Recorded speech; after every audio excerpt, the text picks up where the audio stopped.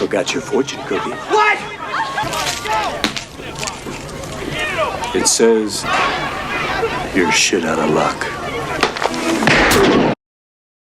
Do you investigate many sexual crimes? Why? I was wondering if they've had any effect on you. It's movie night at the Silver Age Cinema, and we're closing out the Dirty Harry franchise with the Dead Pool. And things take a turn when horny Harry shows up in Tightrope. But first...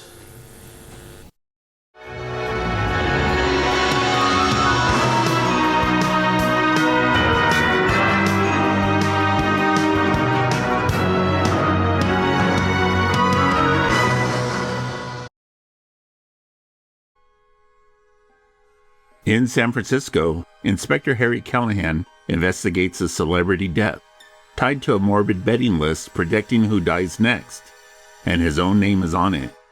As more names on the list turn up dead, the case leads him to a film crew shooting a violent horror film. It's no big secret. The Dead Pool is just a harmless game. Sounds pretty sick to me. As the killings escalate, Harry races to connect the list to the next target before it happens. You want to play the game? You better know the rules, love. With time running out, he closes in on a killer using fame, fear, and access to stay one step ahead. Buddy Van Horn directs The Dead Pool, helping bring the Dirty Harry saga to a close. Before this, he worked closely with Clint Eastwood on Any Which Way But Loose, a comedy co-starring an orangutan. Eastwood brought him in knowing he'd move fast and keep the production efficient. The icon Clint Eastwood is back as Harry Callahan, the no-nonsense cop who ends up on a killer's list. Patricia Clarkson plays Samantha Walker, the reporter following a media-obsessed killer. Taken star Liam Neeson is Peter Swan, a slick horror director with a front row seat to the chaos. And martial artist Evan C. Kim is Al Quan, Harry's eager partner, trying to keep up as things spiral. The Dead Pool drops us into a late 80s media circus, where a killer turns murder into publicity and forces Dirty Harry to learn a new game. I'm not some dog and pony act. The Dead Pool, where celebrities are picked off for points. Harry lands on that list after busting a horror-obsessed creep, and now he's chasing a killer who wants headlines. This is the fifth and final run for Clint Eastwood, and he's older here, but he still fits the role like an old shoe. You've also got a young Liam Neeson, Patricia Clarkson brings an elegant presence, and Jim Carrey popping up quick but memorable as a wild rocker. It plays looser, still violent, but with a self-aware take on fame and media. Or you can set yourself into a bonfire and we'll break out the marshmallows and the weenies, but you ain't gonna be on News at 11. There's a car chase built around a motorized toy car that almost rivals Bullet. All building to Harry stuck in a game where there are no winners. There's a passing of the torch moment. Clint Eastwood, one of the defining action stars of the 70s and 80s, sharing the screen with Liam Neeson, a future action star. You've also got Guns N' Roses showing up on screen, not just on the soundtrack, which screams late 80s. Fire! And Jim Carrey, still going by James here, you can already see the energy that would turn him into a megastar. Here's Jim about working with Clint. Just meeting him in the first place, meeting Clint was cool. You know, he was a really super guy and pretty impressive individual. You know, and I was just surprised how big he was. You know, and when I met him, and it was great because I came in, I was basically unknown. You know, I auditioned for it on tape.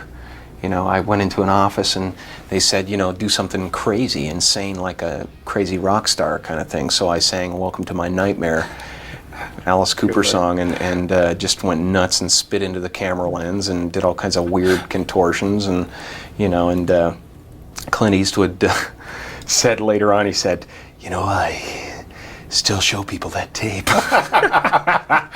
He says, like, shows people at parties and stuff. He'd work with Eastwood again in Pink Cadillac. and spending that much time around him, you could see him starting to morph into Clint. My enjoyment rating for this media-savvy crime movie is a B-. Well, opinions are like assholes. Everybody has one. Do you have any kids, Lieutenant? No. Lucky for them.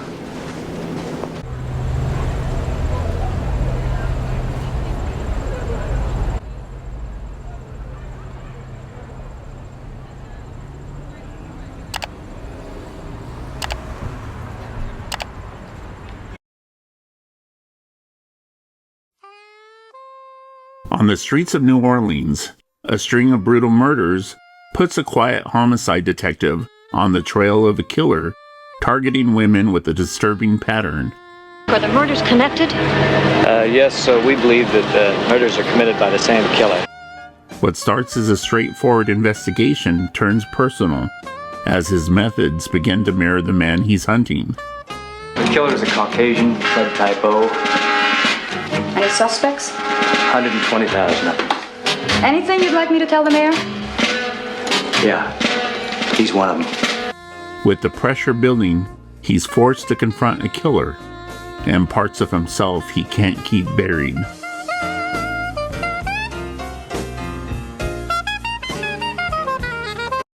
Richard Tuggle directs Tightrope, bringing a darker edge to the material. He'd go on to helm Out of Bounds, his only other directing credit. On set in New Orleans, Tuggle skipped underwear in the heat, and Eastwood, noticing his private parts were hanging out, sent him back to his trailer to get dressed properly. Living legend Clint Eastwood stars as Wes Block, a New Orleans detective on a case that hits too close to home. European star Jean-Vé Bujold stars as Pierre de Bujold, a rape counselor who forces Block to face what he avoids. Character actor Dan Hadia plays Detective Molin Ari, a watchful partner who senses something isn't right. And real-life daughter Allison Eastwood is Amanda Block, who keeps him grounded while things spiral. Tightrope drops Clint Eastwood into a 1984 New Orleans murder case, where the closer he gets to the killer, the more it starts to look like he's chasing himself. He's working against type, still a cop, but messier and a little too close to the edge.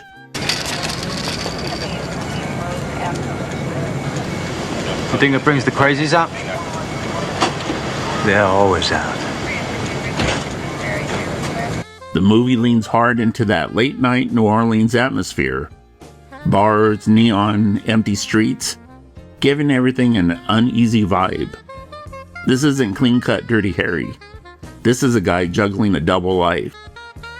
And the case he's working starts to mirror his own behavior in ways that get uncomfortable fast.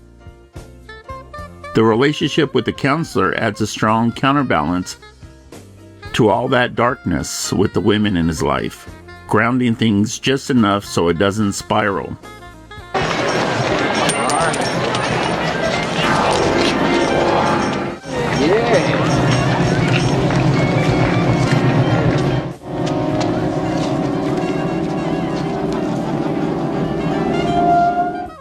By the end, it forces him to face who he really is. A cop on the edge. It stirred up controversy at the time for its S&M elements, pushing it further than most studio thrillers were willing to go. Behind the scenes, Clint Eastwood's personal life mirrored some of the messiness, reportedly involved with a couple of the actresses from the film. Years later, it took a darker turn. His daughter Allison was stalked by a man who claimed he became obsessed with her after watching it, which makes it even creepier because she was a minor at the time. My enjoyment rating for this slow burn crime thriller is a B. Hey, come on, give me a break, will ya?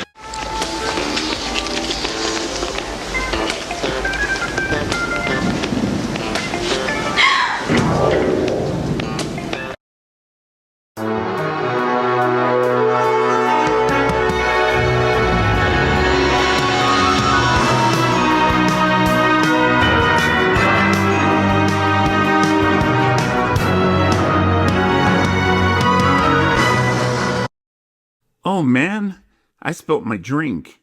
Can I have some of yours? You're shit out of luck. Oh well, thanks for stopping by for our conclusion of the Dirty Harry franchise. Please consider subscribing, and here's the last Dirty Harry, just in case you missed it. See you next time at the Silver Age Cinema, where one movie is never enough.